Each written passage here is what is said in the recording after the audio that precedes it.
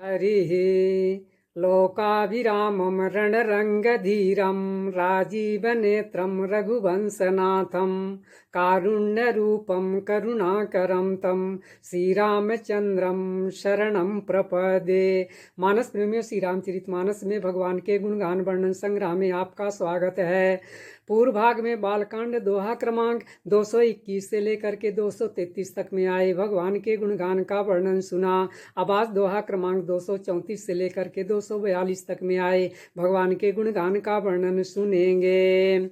भगवान इस समय फुलवारी में फूल ले रहे हैं। उसी समय सीता जी भगवान को देखती हैं तो गोसाई जी वर्णन कहते हैं कि भगवान के नक्शे सिक्तक की शोभा को देखकर तथा पिताजी के प्रण को याद करके सीता जी का मन क्षुभित हो जाता है। नख सिख देखी राम कय शोभा सुमिरि पिता पनु मनु अति क्षोभा।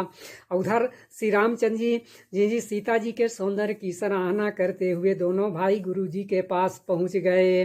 राम जी ने गुरु जी विश्वामित्र से सब कुछ बात बता दी, क्योंकि भगवान का सरल स्वभाव है, छल तो उन्हें छूता भी नहीं।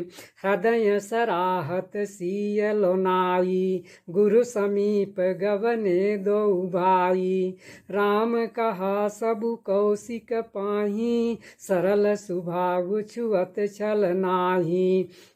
अब यज्ञशाला में सब लोग पहुंच रहे हैं।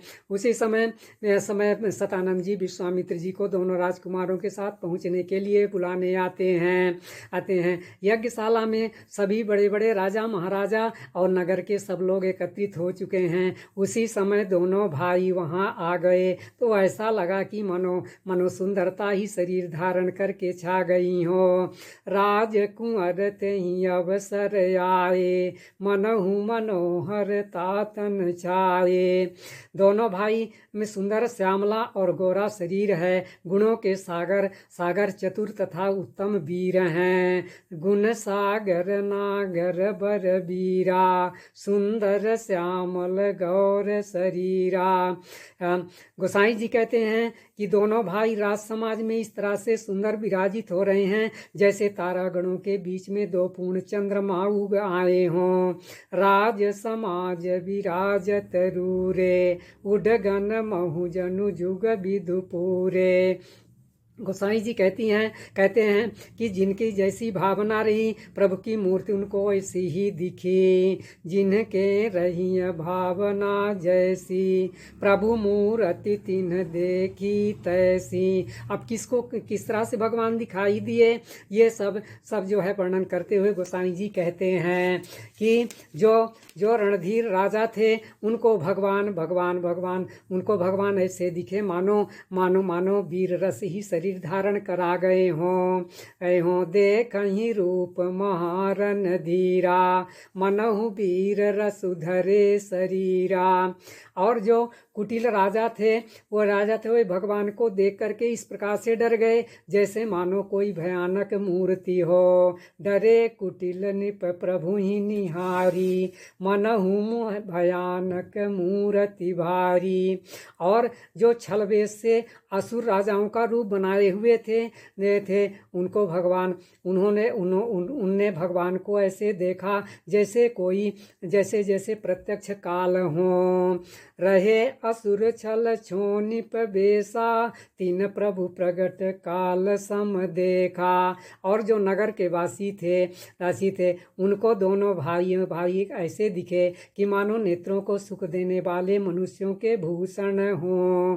पुरवासिन देखे दो भाई नर भूषण लोचन सुखदाई। विद्वानों को भगवान विराट रूप में दिखाई दिए जिसमें बहुत से मुख हाथ पैर नेत्र और सिर हैं। विदूषण प्रभु विराटमय दिशा बहुमुख कर पग लोचन सीसा। और जनक जी के जो कुटुंबी थे वे भगवान को कैसे देख रहे हैं मानो उनके सजन सगे प्रिय हों। जनक जाति अब लोग कहीं कैसे सजन सगे प्रिय लागहि जैसे। जोगियों को भगवान शांत शुद्ध सम तथा स्वतः प्रकाश स्वरूप तत्वमय दिखाई दिए। जोगिन परम तत्वमय भाषा, शांत शुद्ध सम सहज प्रकाशा। और भगवान के भक्तों ने भगवान को ऐसे देखा कि मानो सब सुख देने वाले उनके इष्ट देव ही हों। हरि भगतन देखे दो भ्राता, इष्ट देव इव सब सुख दाता। गोसाई जी कहते हैं कि सीता जी राम को जिस भाव से देख रही हैं वो स्नेह और सुख मुझसे कहते नहीं बनता। राम ही चितब भाय जहि सिया, सो स्नेहु सुख नहीं कथनिया। सीता जी भी उसको केवल हृदय में अनुभव कर रही हैं, मैं कह नहीं पा रही हैं, कह रही हैं। तो गोसाई जी कहते हैं भला कोई कवि कैसे उसका वर्णन करे। उरय अनुभवति न कही सक सोऊ, कवन प्रकार कहे कवि को। इस प्रकार से गोसाई जी कहते हैं कि जिसकी जिस प्रकार से भावना रही भगवान को उसने कौशल राशि रामचंद्र जी को उसने वैसा ही देखा। यही विधि रहा चाही जस भाऊ, तेहि तस देखे कौशल राऊ। गोसाई जी कहते हैं कि सुंदर श्यामले और गोरे शरीर वाले विश्व के नेत्रों को चुराने वाले कौशलाधीश के दोनों राजकुमार राज समाज में सुशोभित हो रहे हैं। राजत राज समाज महु कौशल राज किशोर, सुंदर श्यामल गौर तन विश्व विलोचन चोर। इस प्रास्याज के वर्णन का ही विश्राम आगे का वर्णन अगले भाग में सुनाया जाएगा। धन्यवाद।